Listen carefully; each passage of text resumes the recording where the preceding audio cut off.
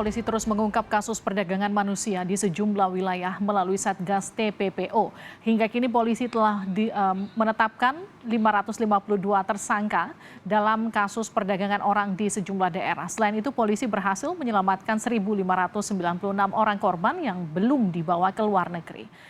Badan Perlindungan Pekerja Migran Indonesia mencatat dari 2020 hingga Mei 2023 ada 1.937 pekerja migran yang meninggal dunia akibat jadi korban kejahatan. 90% dari korban tersebut merupakan pekerja migran ilegal. Mengapa kasus perdagangan manusia terus marak terjadi? Apa celah yang dimanfaatkan pelaku? Kita akan bahas usai tayangan berikut. Tim gabungan Polda Metro Jaya dan Polres Metro Bekasi berhasil membongkar kasus perdagangan orang di Tarumajaya, Kabupaten Bekasi, Jawa Barat. Pelaku menampung korban yang diduga akan dijual ginjalnya. Proses penanganan dugaan penjualan ginjal jaringan internasional ini masih dalam penyelidikan Polda Metro Jaya untuk mengungkap jaringan yang lebih besar. Kami mendapatkan informasi sampai saat ini proses penanganan kasus dugaan penjualan organ tubuh jaringan internasional di Bekasi tersebut masih dalam penyelidikan penyidik Ditkrimum Polda Metro Jaya. Polisi menyebut kasus perdagangan orang yang diduga akan menjual ginjal korbannya. Awalnya pelaku menawari korban untuk bekerja ke luar negeri. Selanjutnya para korban ditampung di sebuah rumah di Bekasi. Mereka kemudian akan dibawa ke Kamboja untuk diambil ginjalnya. Sementara hingga hari ini polisi telah menetapkan 552 orang sebagai tersangka dalam kasus perdagangan orang di sejumlah daerah. Selain itu polisi berhasil menyelamatkan 1.596 orang korban yang belum dibawa ke luar negeri. Jumlah korban TPPO yang berhasil diselamatkan oleh Polri, ini artinya berhasil diselamatkan belum menjadi pekerja migran ilegal. Masih di masa penampungan, kita lakukan penindakan, penangkapan terhadap pelaku dan korban berhasil kita selamatkan. Sampai tanggal 22 Juni sebanyak 1.596 orang. Kemudian jumlah tersangka pada kasus TPPO sebanyak 552 orang. Ada sejumlah modus pelaku dalam tindak pidana perdagangan orang. Di antaranya, pelaku menggunakan jaringan media sosial untuk menawarkan pekerjaan ke luar negeri secara ilegal. Selain itu, ada juga pelaku yang menggunakan calo atau sponsor, serta tidak melalui Disnaker Trans. Modus berikutnya ada pelaku yang memberikan uang panjar kepada korbannya. Kepala Badan Perlindungan Pekerja Migran Indonesia, Penny Ramdhani menyebut saat ini sedang memperbaiki tata kelola penempatan dan perlindungan pekerja migran agar mereka tidak jadi korban kasus perdagangan orang. Ya, kita sedang memperbaiki tata kelola penempatan, pelindungan agar para pekerja kita memiliki pride, memiliki rasa kebanggaan, percaya diri, dan harga diri dan martabat mereka ini kan harus dijaga oleh negara. Mereka ini pahlawan devisa loh. Nah, di saat kita sedang melakukan kerja keras ini, kita diganggu nih oleh sindikat mafia yang berpesta pora memperjualbelikan anak-anak bangsa, dengan cara-cara bisnis kotor mereka. Tindakan tegas dan hukuman yang berat perlu diterapkan pada pelaku perdagangan orang untuk memberikan efek jera. Tim Liputan, Kompas TV. Seperti apa perkembangan penyelidikan kasus perdagangan orang termasuk adanya dugaan penjualan ginjal korban, kita akan bahas bersama Karo Penmas Divisi Humas Polri Brigjen Ahmad Ramadan. Pak Ramadan, selamat malam. Selamat malam, Mbak. Kita juga sapa Koordinator Bantuan Hukum Migran Care Nur Harsono. Pak Nur, selamat malam. Selamat malam, Assalamualaikum. Waalaikumsalam, saya ke Pak Ramadan dulu ya, Pak Nur. Pak Ramadan, jadi update terbaru apa Pak? Ada berapa tersangka, ada berapa korban? Baik, update terbaru sejak Satgas TPPO diberlakukan sampai hari ini tersangka yang udah kita amankan ada 552, ini dari 472 laporan. Dan sampai saat ini yang telah kita selamatkan 1.596 orang. Oke. Itu update terakhir. Kalau yang untuk kasus Bekasi, Pak Ramadan? Ya, sampai sore ini juga kita masih konfirmasi dengan Polda Metro Jaya. Kasus ini terus dalam penyelidikan. Tentu ini tidak bisa kita sampaikan ke publik.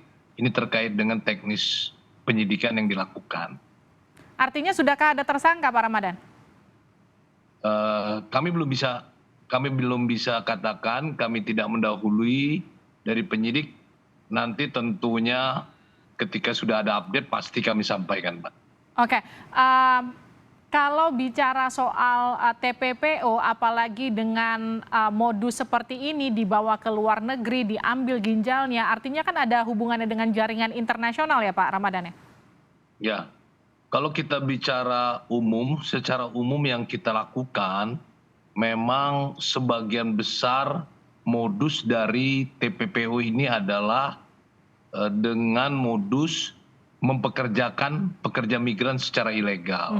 Namun perlu dipahami bahwa tindak pidana perdagangan orang itu tidak hanya utuh orang, tapi seperti yang terjadi di Bekasi ya, dugaan itu adalah penjualan organ tubuh atau penjualan bagian dari tubuh, itu juga merupakan tindak pidana perdagangan orang. Oke, saya ke Pak Nur. Pak Nur, ini modus baru atau memang lama tapi baru kelihatan?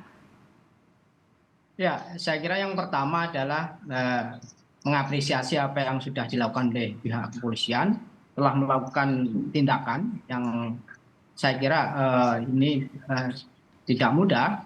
Namun demikian ini adalah langkah-langkah yang maju setelah Pak Presiden Jokowi kemudian menginstruksikan kepada Kapolri untuk melakukan pembentukan Satgas TPPO mulai dari tingkat Mabes, kemudian Polda dan juga Kapolres.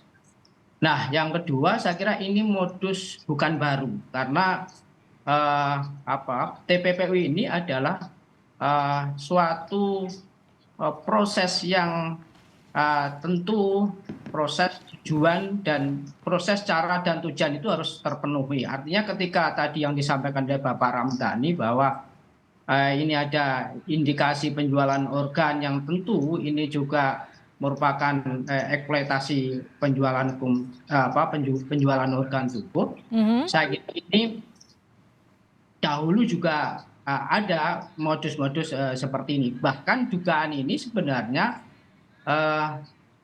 perlu didalami bahwa sebenarnya saat ini ada tren baru khususnya di ASEAN, yaitu perekrutan mereka memakai model kejahatan digital dengan menawarkan kerjaan melalui media sosial dengan tujuan negara-negara tetangga kita seperti di Kamboja, kemudian Myanmar, Vietnam, dan mereka kemudian dieksploitasi baik tenaganya maupun ya mungkin itu juga mengarah pada sindikat untuk menjual organ tubuhnya, karena beberapa kasus yang dilaporkan ke kita ada yang kemudian ketika mereka tidak mau bekerja karena pekerjaannya adalah scammer dan judi online, mereka kemudian diintimidasi juga, mereka dilakukan kekerasan baik fisik maupun mental. Bahkan informasi yang kami terima waktu itu ada yang meninggal dunia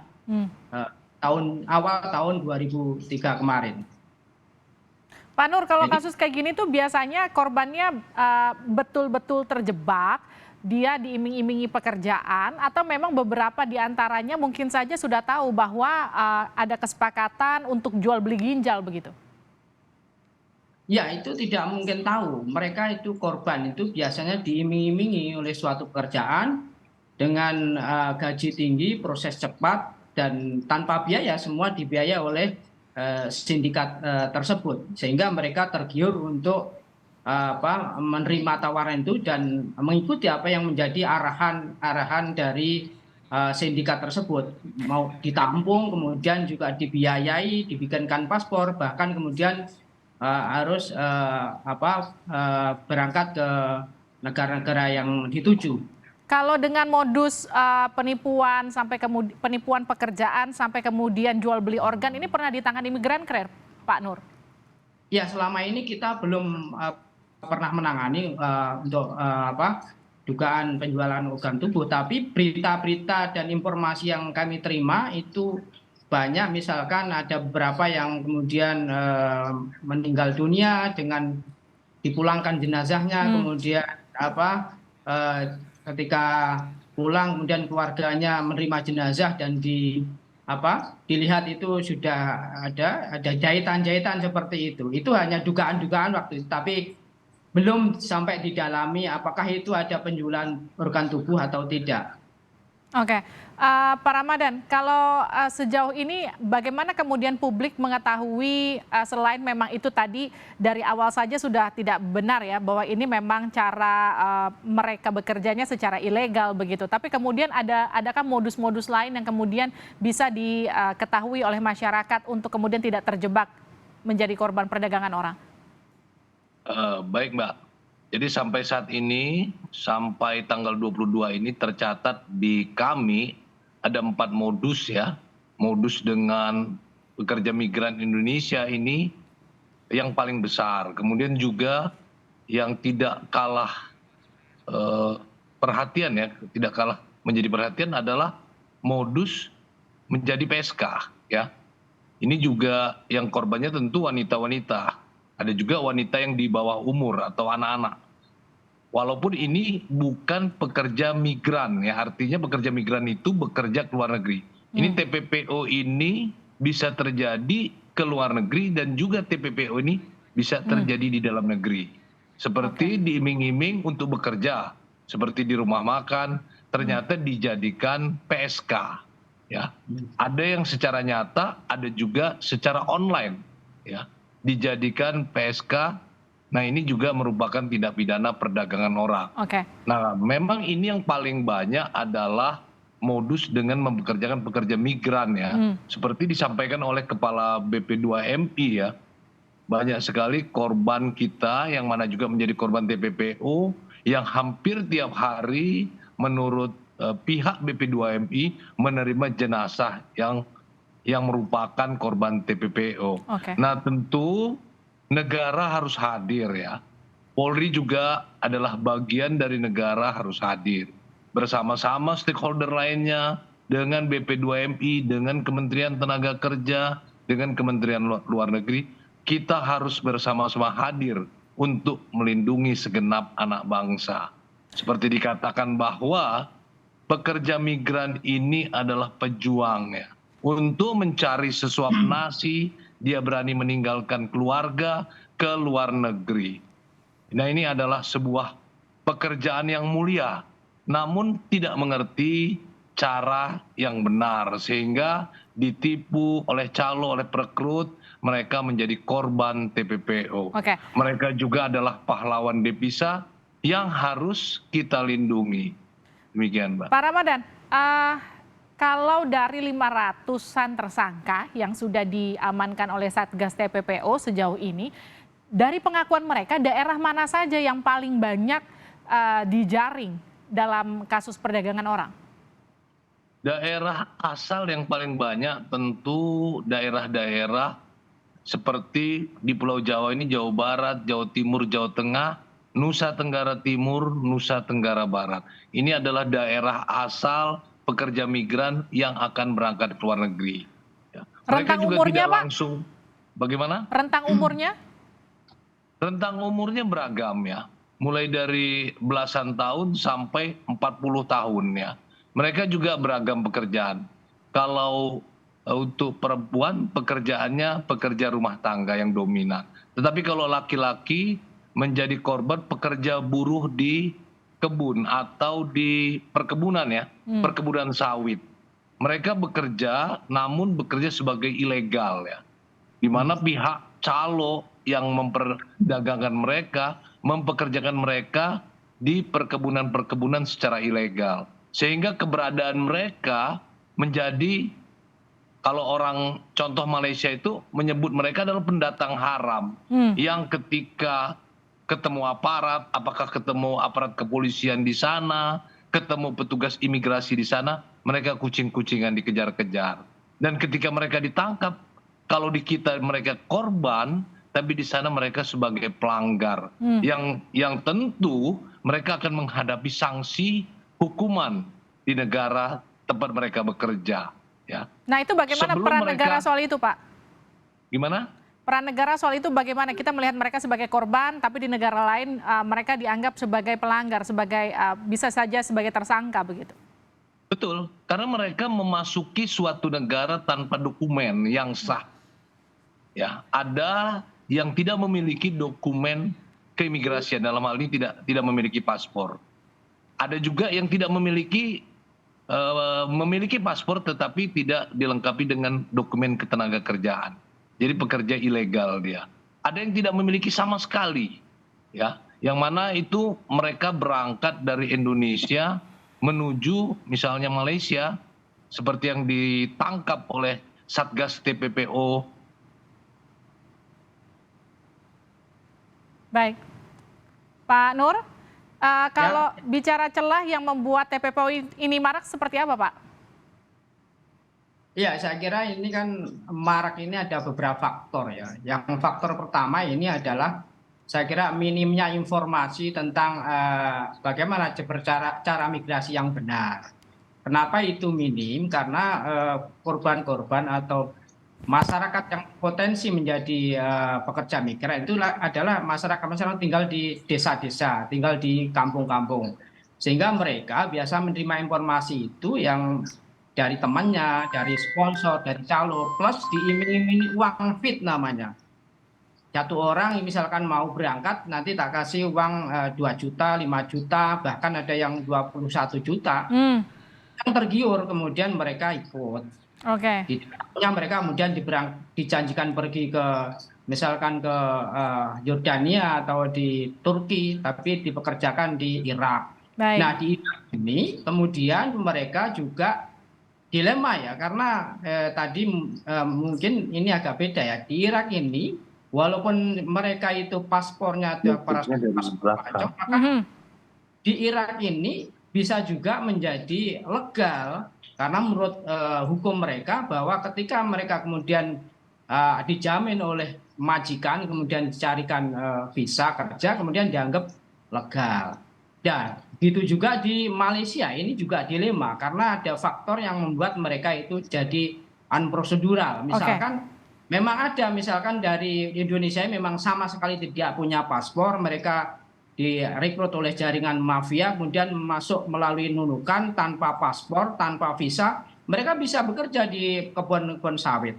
Yang kedua juga faktor mereka hanya punya paspor pelancong, kemudian direkrut oleh sindikat, kemudian dimasukkan. Contoh Malaysia, mereka itu kemudian ada paspor pelancong, kemudian ditangkap di rahasia polisi. Tapi yang ada lagi yang dari sini lewat PT resmi, kemudian P3MI resmi, kemudian punya visa, kemudian di negara Malaysia juga cuma visa, tapi karena visanya itu expired, kemudian majikan tidak memperpanjang, kemudian karena ditahan ya, paspor ditahan, tidak diperpanjang, kemudian ada rahasia polis, kemudian bisa ditangkap. Jadi ada beberapa faktor yang mengakibatkan mereka itu jadi unprocedural, begitu.